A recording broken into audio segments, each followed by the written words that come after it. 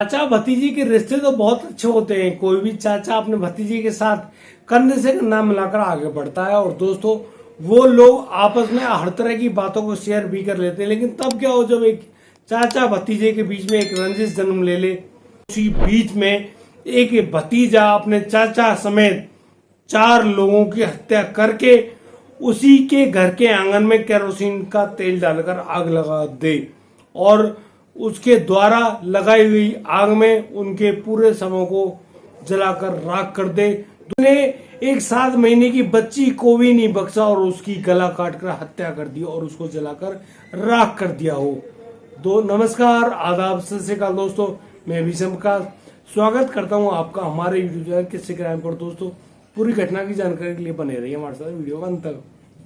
हमें सब्सक्राइब करें, साथ ही साथ नोटिफिकेशन की बेल को अवश्य दबाएं। दोस्तों आज का बेहद ही हैरान करने वाला ये मामला सामने आया है राजस्थान के जोधपुर जिले की एक ढाणी से। जोधपुर जिले की एक ढाणी में एक पुलिस को सूचना मिलती है कि एक ही परिवार के 4 सदस्यों की हत्या कर दी गई है, उनके शवों को जलाकर राख कर दिया गया है। आप लोग जल्दी से जल्दी पहुंचिए मौका वारदात पे, आपको सारी सच्चाई पता पड़ जाएगी। अब पुलिस आनन फानन में अपने लाव लश्कर को लेकर भागती है, एक एम्बुलेंस भी उसके साथ होती है और वह जाकर देखती है तो उसकी आंखें फटी की फटी रह जाती हैं कि किस प्रकार से 4 व्यक्तियों के शव, जिनमें एक छोटी सी बच्ची भी है, उसके शव वहां जली हुई हालत में उस घर के आंगन में पड़े हुए हैं। दोस्तों यहाँ पर पुलिस बहुत ज्यादा हैरान हो रही होती है, परेशान भी है और पूछ रही होती है आखिर इस प्रकार की जघन्य अपराध को किस व्यक्ति ने किया है। यहाँ पर पुलिस लगातार पूछताछ कर रही होती है। यहाँ वो जो गांव के अन्य लोग हैं वे कहते हैं कि ये जो व्यक्ति है जिसकी मौत हुई है इसका नाम पूनाराम है और पूनाराम की रंजिश उसके भतीजे पप्पू राम से चल रही है। पप्पू राम उसका सगे भाई बेरा राम का बेटा है। और दोस्तों अब इतनी बात के बारे में जानकारी पाकर अब पुलिस सीधा बेरा राम के घर के बारे में जाने के लिए सोच रही होती है और इतने में पुलिस अब पप्पू राम को वहां पर देख लेती है। गांव के लोग बताते हैं कि ये पप्पू राम ही है और इसी ने ये इस रंजिश के दौरान इन लोगों के साथ इस घटना को अंजाम दिया हो। दोस्तों पुलिस अब पप्पू राम को गिरफ्तार कर लेती है और दोस्तों पप्पू राम को गिरफ्तार करने पर अब पप्पू राम से पूछताछ हो रही होती है कि ये क्या है, किस प्रकार से आपने अपने सगे चाचा के साथ इतनी बुरी घटना को अंजाम दिया, इतना जघन्य अपराध किया, आखिर क्या है, क्या वजह रही है इस मामले में। तो यहाँ पर जो पप्पू राम है जिसके चेहरे पर इतना जघन्य अपराध करने के बावजूद भी कोई स्किन तक नहीं है, उसको कोई पछतावा नहीं है कि उसने इस प्रकार की हत्या की है, इतना बुरा कृत्य किया है जिसके कारण उसको थोड़ा बहुत भी शर्मसार होना पड़े। उसको बिल्कुल भी शर्म नहीं आ रही है और ना ही वह परेशान है। वह अभी भी कह रहा है कि उसको जो काम करना था वह काम उसने कर दिया। मैं नहीं चाहता था कि यह व्यक्ति अब जिंदा रहे। पुलिस अब पूछती है कि आखिर तूने ऐसा क्यों किया। तो दोस्तों यहाँ पर बताता है कि इस व्यक्ति पूनाराम ने मेरे बड़े भाई तेजाराम की हत्या कर दी थी। यानी कि मेरे भाई ने करीब 6-7 महीने पहले फांसी लगाकर आत्महत्या कर ली थी। और दोस्तों तेजाराम की इस हत्याकांड में जो मुख्य दोषी है वह मेरा चाचा पूनाराम ही है। यानी कि एक बार झगड़े में पूनाराम ने इस बात को स्वीकार किया था कि मेरे कारण ही तेजाराम की हत्या हुई है, यानी कि मौत हुई है और मैं किसी भी रूप में तुम लोगों को जिंदा नहीं देखना चाहता। वह इस मामले में ये इस बात को भी जोड़ता है, वह कहता है कि हमारा और पूनाराम का जमीन जायदाद को लेकर भी एक झगड़ा चल रहा है। और इसी मामले में बताता है कि वह सुबह करीब 4 बजे पूनाराम के घर में पहुंचता है। वह देखता है कि पूनाराम अपनी खटिया पर बहुत अच्छे ढंग से सो रहा है। उतने में ही वह एक धारदार कुल्हाड़ी को लेकर पूनाराम की गर्दन पर दे मारता है और दोस्तों एक ही वार में पूनाराम की गर्दन अलग हो जाती है।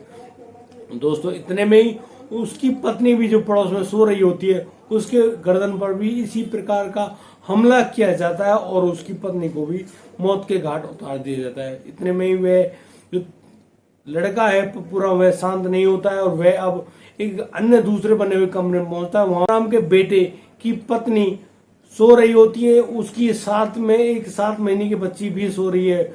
यहाँ पर जो पप्पू राम उसका गुस्सा शांत नहीं होता और वह उस कुल्हाड़ी का वार उस पत्नी की गर्दन पर भी कर देता है, यानी कि अपनी भाभी की गर्दन पर मार देता है और उसकी बात भी की जैसे ही हथियार का वार लगता है वह वहीं पर छटपटाकर मर जाती है। और उस व्यक्ति ने उस 7 महीने की बच्ची को भी नहीं बख्शा और उस बच्ची की गला दबाकर हत्या कर देता है। और दोस्तों सभी लोगों को खींचकर वह आंगन में लाता है और फिर उनके ऊपर केरोसिन का तेल छिड़ककर उनमें आग लगा देता है। और जब तक वह तेल होता है उनका शरीर धुंध कर जल रहा होता है। दोस्तों जब बहुत तेज आग की लपटें उठ रही होती हैं तो आस पड़ोस के सभी लोग इकट्ठे होते हैं और वो लोग जाकर देख रहे होते हैं कि यहाँ पर इस घर में इतनी तेज आग क्यों जली हुई है। दोस्तों इतने में ही पप्पू राम जो होता है वह उस घर से भागता हुआ नजर आता है।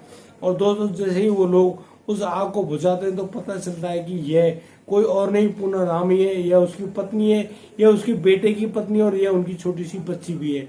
यानी कि चाचा भतीजे की जो रंजिश थी उस रंजिश के चलते हुए भतीजे ने अपने चाचा की हत्या कर दी और उसी हत्या के चलते उसने 7 महीने की बच्ची तक को नहीं बख्शा और सभी लोगों को मौत के घाट उतार दिया और उनके शवों को आग के हवाले करते हुए जलाकर राख कर दिया। यह बेहद ही शर्मनाक है। यदि आपका कोई मसला ऐसा है तो आप लोग उनको बैठकर गांव की पंचायत या पुलिस या कोर्ट के दौरान भी आप सुलझा सकते हो। आप लोग अपने किसी भी परिजन की मौत का जिम्मेदार किसी अन्य व्यक्ति को क्यों ठहराते हो। और यदि आपने उस व्यक्ति को वाजिब माना है, आपने देखा है, रंगे हाथों पकड़ा है, तो आप इसके लिए उसकी सजा दिलाने के लिए कानून का सहारा अवश्य लें ताकि आप लोगों को भी कोई बुरा कदम ना उठाना पड़े।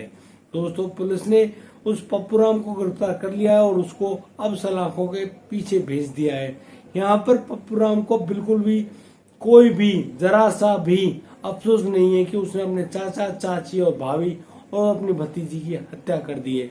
यह सगे भतीजे ने ही सगे चाचा की हत्या करने वाला जो मामला है ये बेहद ही शर्मनाक है। दोस्तों क्या पप्पू राम ने अपने चाचा की हत्या करके सही किया या गलत, आप अपनी राय हमें अवश्य भेजें। साथ ही साथ आपको यदि हमारी वीडियो और दी गई जानकारी सही लगी हो तो आप हमें लाइक करें, कमेंट करें, शेयर करें और हाँ सब्सक्राइब करना बिल्कुल ना भूलें। दोस्तों मिलता हूँ कल, लाता हूँ नई संजीगी खबर। तब तक के लिए बढ़िया रहें, बेहतर रहें, अपने परिवार का बखूबी ख्याल रखते रहें। जय हिंद, जय भारत।